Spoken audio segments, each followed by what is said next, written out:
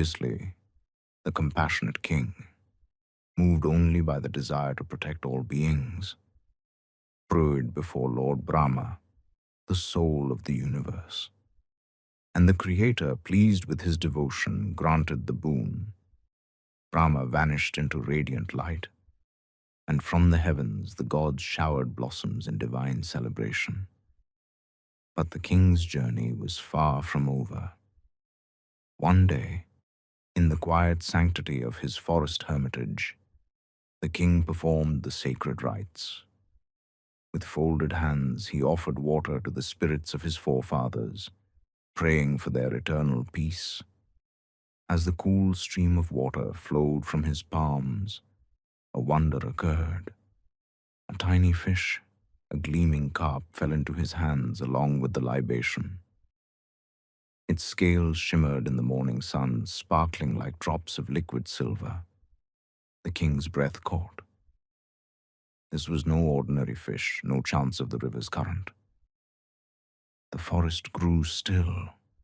The river glowed with a strange light. And in that moment, the king knew. The gods themselves had sent him a sign. On seeing the tiny fish, the merciful king, moved by compassion, resolved to preserve its life. With gentle hands, he lifted the frail creature from the flowing river and placed it carefully into his water jar, thinking it would find safety there. But within the span of a single day and night, the wonder of a destiny unfolded.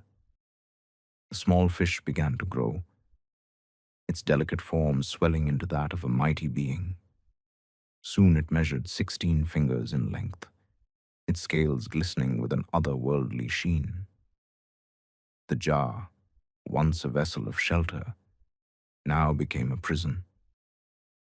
The fish thrashed and pressed against the narrow walls, straining for release. Feeling the weight of its confinement, the creature cried out for deliverance.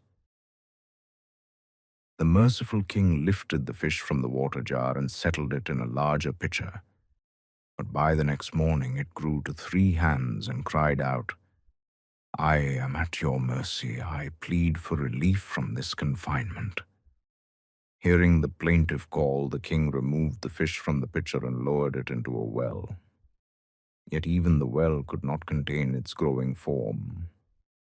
So the king arranged a place for it in a tank, answering its need as its wonder kept unfolding before him.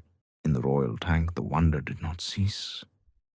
The fish swelled to a yojana, 8 long miles of living silver, and in a plaintive voice begged the king to lift it from that narrowing world.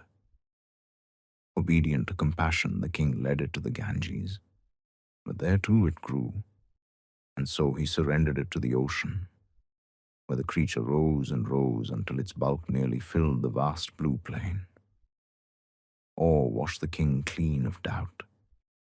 He whispered to the heaving sea, "Are you Lord among Asuras, or Vasudeva himself? Who else could take a form so immeasurably great, reaching 1,600 miles? The king realizes this was Lord Vishnu before him, concealed in the guise of a fish, and he bowed with the names Hrishikesa, Jagannatha, Jagadatma upon his lips. Then Lord Janardhana, in that radiant fish form, spoke gently, "O spotless king, the truth has found its way to you. In a few days the world will be drowned, mountains and forests alike. The gods have fashioned a great boat to save creation, and within it they have set all living beings.